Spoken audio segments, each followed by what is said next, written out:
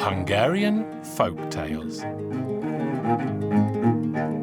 The Magic Mill.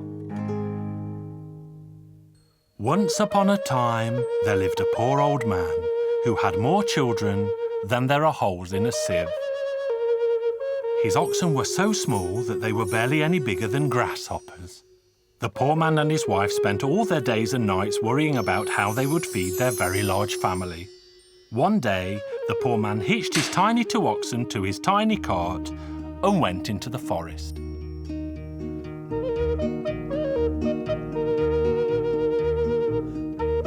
The poor man was busy collecting dry branches and stacking them neatly on the back of his cart when he caught sight of a boy and a girl playing in a clearing close by, and the children began to talk to him. The poor man soon learned that the girl was the daughter of the king of the sunrise and the boy the son of the king of the sunset.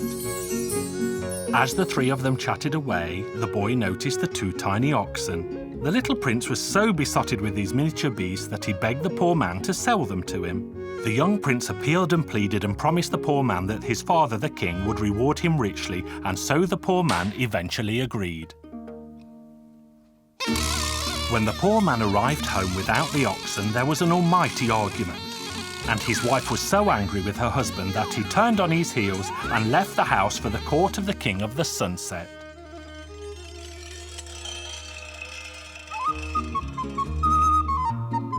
The poor man arrived to see the prince playing with the 2 tiny oxen. "Come, kind sir, come," said the prince, "and let me give you some advice. No matter what my father offers you, you should refuse it and insist that he gives you the magic mill in payment." So the poor man went to the king, who said, "Your 2 tiny oxen give my son such great joy and pleasure that you may have whatever you ask." Then the poor man noticed that the magic mill was on the table, and it was so very small that it looked like a child's toy. So the poor man said, "Your Majesty, the only thing I wish to have in return for my 2 tiny oxen is this tiny mill on your table." The king said, "Sir, you may have whatever you wish for, but not that." "Now then," thought the poor man, "this tiny mill isn't a toy after all, as the king does not want to part with it." The poor man humbly added, "Your Majesty, please let me have this tiny mill so that my children may also have a toy to play with." The king loved his own child very dearly, so he agreed to give the poor man the mill. Then the prince said, "Kind sir, you should leave for your home now, and when you arrive back, place the mill on the table and say, 'Magic mill, give me gold and food to eat.' And when the mill has made enough, you simply say, 'Magic mill, stop your magic now.'" The poor man was delighted with his prize. He then thanked the prince for his kindness, put the tiny mill under his arm, and hurried home so quickly that his feet never touched the ground. He was on his way home when he saw something large and black looming towards him, but he could not for the life of him guess what it was. And what do you think it was? It was a horrible, huge, black hat. Underneath the hat was a man, and the poor man joked with him and said, "Good day, good friend. Isn't that hat too tight for you?" The hatted man replied, "Instead of mocking me, sir, why don't you give me a bit of bread, because I haven't eaten for 3 days straight?" The poor man said, "But I don't have any food with me either." But then he remembered the magic mill and said, "Magic mill, give me good food to eat." The poor man had barely finished speaking when so much food appeared that there was enough to feed a village for a week. "Magic mill, stop your magic now." Then the 2 men ate and talked a while until the hatted man said, "Good sir, your mill is a magical thing indeed, but my black hat also has spectacular powers. Ask for one of anything and it will give you 2 instead. I will trade my hat for your mill." "Sir, I'm not a fool." "That's what you think. Just watch this," said the man in the hat. "Fire!"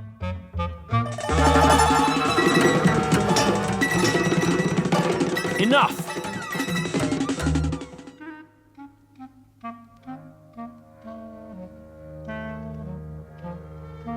"Yes," said the poor man, "I see your hat is quite splendid, but a hat such as that would not save me from starvation." But the hatted man appealed and pleaded with the poor man until he eventually agreed to the exchange. When the hatted man walked away, he also left a stick lying on the ground. The poor man was left feeling cheated and sad when the stick suddenly spoke up and said, "Why so sad, master?" "I'm sad because I have lost the little sense I was born with, and I'm sad because I have lost my magic mill that I was foolish enough to swap for a hat." Then, in an instant, the stick hurried away and reappeared with the magic mill. And so the poor man had no reason to feel sad a moment longer. When the poor man returned home, his family surrounded him and rejoiced when they learned that the mill had magic powers. Days and months passed, and one day the poor man was standing at his gate when he saw the king approaching on foot with his wife and son. The poor man asked the king, "Where to, your majesty? Where are you walking on foot?" The king replied, "We're in very great trouble. The king of the north has invaded my kingdom, and I have been forced to flee my home with my beloved family. But don't be sad over such a little matter, your majesty. I will mend matters in no time at all." Then the poor man put the huge hat on his head, took the stick in his hand, and set off to find the king of the north's soldiers. It was not long before he stumbled across them because the king of the sunset's kingdom was crowded from border to border by the soldiers. Then the poor man climbed to the top of a hill, pointed his huge black hat in the direction of the enemy and commanded, "Hat, fire!" He then sent his stick after the men to beat their behinds to make them run faster still.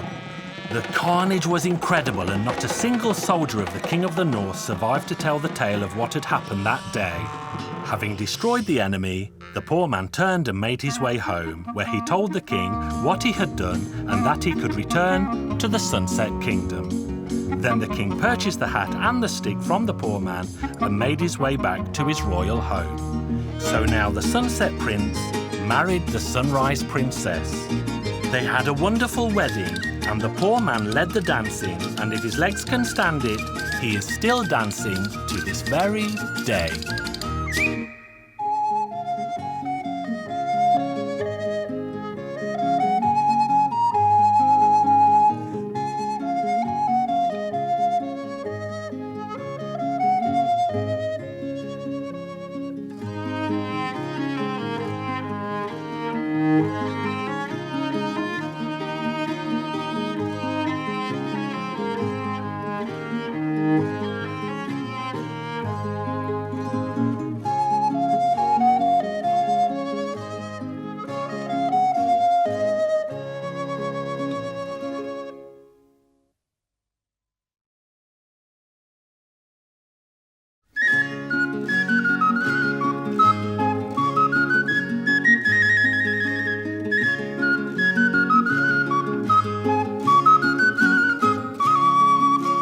Hungarian Folk Tales.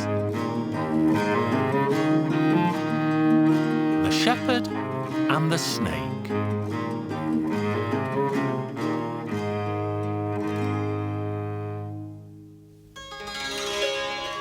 Once upon a time, in a land far, far away, there lived a poor shepherd boy. The only thing the shepherd boy possessed was a little donkey, and he spent his days guarding the mayor's flock of sheep.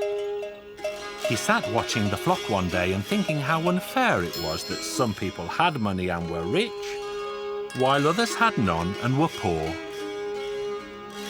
He sat thinking and thinking when he suddenly heard the sound of crying.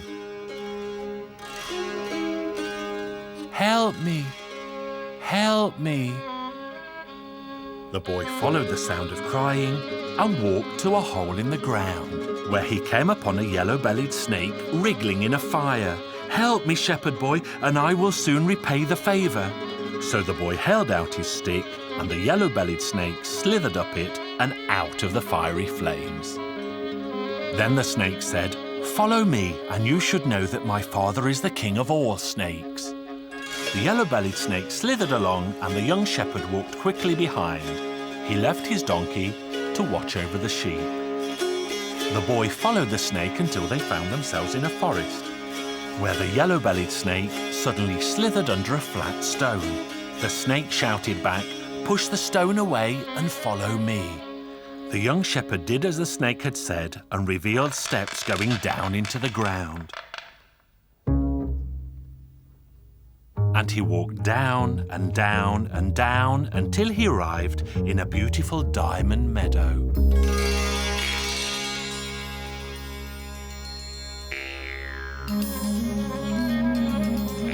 "This is my father's palace." And the gate to the palace was guarded by two very large snakes. There the yellow-bellied snake slithered in and the young shepherd followed close behind. They passed through one room after the other until they arrived at the throne room that sparkled with silver and gems. The walls were studded with diamonds and everything was decorated in precious metal. The Snake King was sitting proudly on an enormous throne, and when he wanted to give his servants an order, he would simply flick his tail and bells would ring.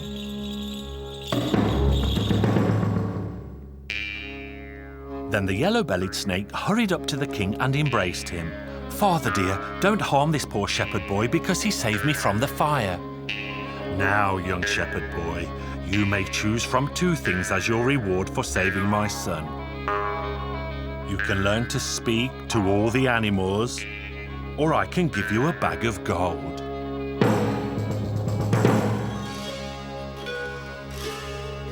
The poor shepherd boy thought hard because he was sorely tempted by the promise of riches, but he would never ever have the chance to learn the language of the animals again. And so that is what he chose. "Come here, my child," said the Snake King. So the young shepherd boy approached the fearsome snake, and the king hissed in his ear, and he instantly understood what the king was saying to his snake son. So then the poor shepherd boy bid farewell to the yellow-bellied snake and his father the king, and started to walk back the way he had come. He walked on until he came to the beautiful meadow, climbed back up the underground steps, and re-emerged into his own world once more. Then he herded his sheep up and sat down to reflect on all that had happened to him that day. And as he sat there, two tiny birds flew up and landed in the top of a tree, where they sat talking to each other. Did you know? If that poor shepherd boy only knew what lies at the foot of this tree, he would not stay poor for one day more. But the young shepherd heard this and understood all they said. So he swiftly drove his sheep back to their owner, picked up his sharpest axe, and walked back to the forest to the tree where he had sat.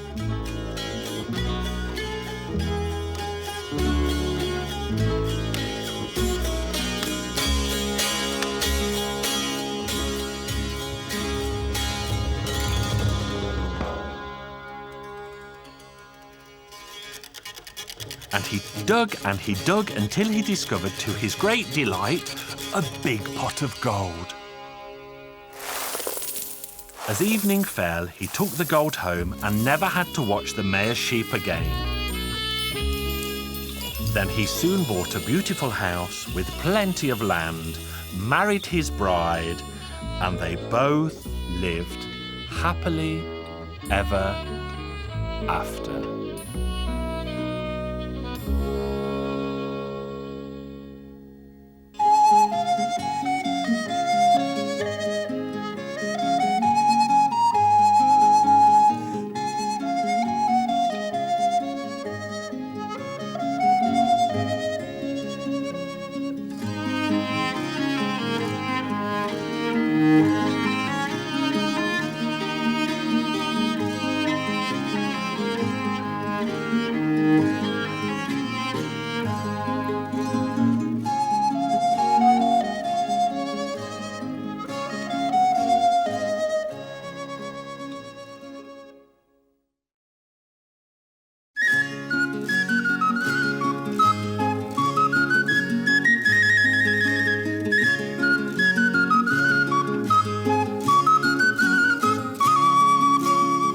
Hungarian Folk Tales.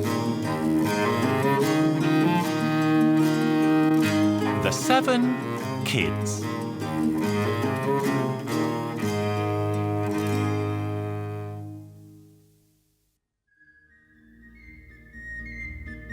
Once upon a time, in a land far, far away, there lived a mother goat. And the mother goat had 7 young kids. One day the mother goat said, "Now be careful, children, because I'm going to the meadow to bring you fresh grass to eat." "Don't worry, we'll be good," the little kids said. So the old mother goat set off for the meadow, and then she shouted back, "And don't let any strangers in, because I won't be back until evening." The Wily Wolf had been listening outside all this time. Well, he thought, I have my chance at long last.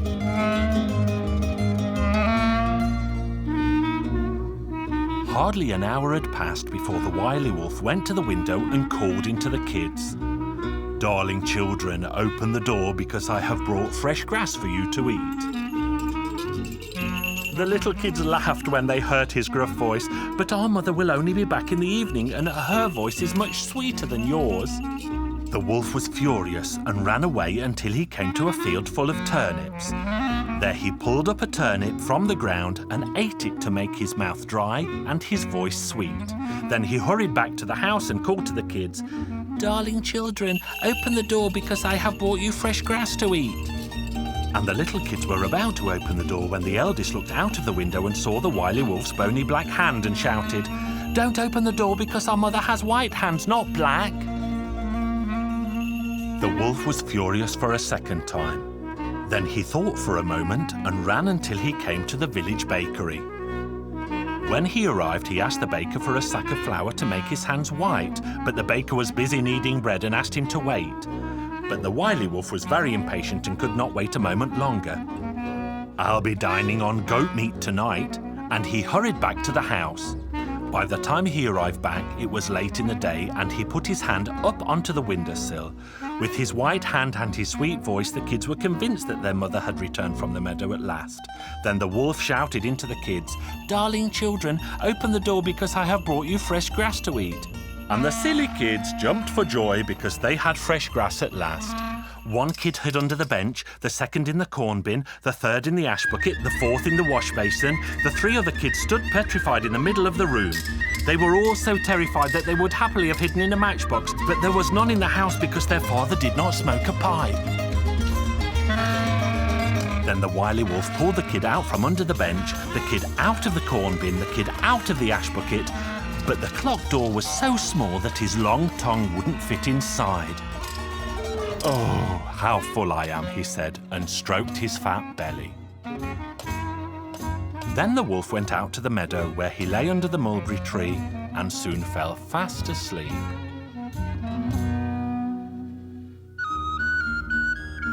As evening fell, the mother goat returned home from the meadow and nearly died of shock when she saw the door wide open and her little house empty. She began to call, "Kiddie, kiddie, come here." She was sitting and crying when she suddenly heard a tiny voice speak, "Don't cry, mother dear, because I am here." Then the last of her kids appeared, who was delighted to see his mother, but even more delighted to see the fresh green grass. "And where are your brothers?" Then the little kid told his mother how the Wily Wolf had tricked them. "Oh," his mother said, "so that is who I saw resting in the meadow when I was walking home. Hurry, child, and fetch me a needle, thread, and a pair of sharp scissors." And while her son searched, the mother goat took a rest after a very tiring day indeed.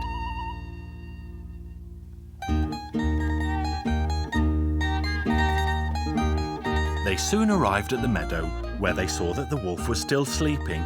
"Gather rocks, quickly, quickly." Then the mother goat slit the Wily Wolf's belly open, and the other 6 kids leapt out. "Now let's teach the Wily Wolf a lesson," the mother goat said, "and fetch as many rocks as you can while he is still asleep." They soon collected a big pile of rocks and packed them into the Wily Wolf's belly before their old mother stitched it back up again. Then she told her kids to hurry back home because the wolf would surely be in a terrible mood when he awoke. So the 7 kids all ran back to the house and watched from the window to see the wolf awake. When the Wily Wolf awoke, he was very thirsty and he thought to himself, I shall go down to the stream and take a drink because the 6 kids in my belly must be really thirsty. The Wily Wolf struggled to his feet and he smiled to himself when he heard the rocks rumbling in his belly. When he got to the stream, he leant down to take a good drink, but the rocks in his belly were so heavy that he fell headfirst into the water and was washed clean away. The wolf floated on the water, and the stream passed right before the kids' house, and they laughed when they saw the Wily Wolf wash past. But the wolf could not swim and was drowned in the deep. And if that Wily Wolf had not drowned, my tale would have never ended.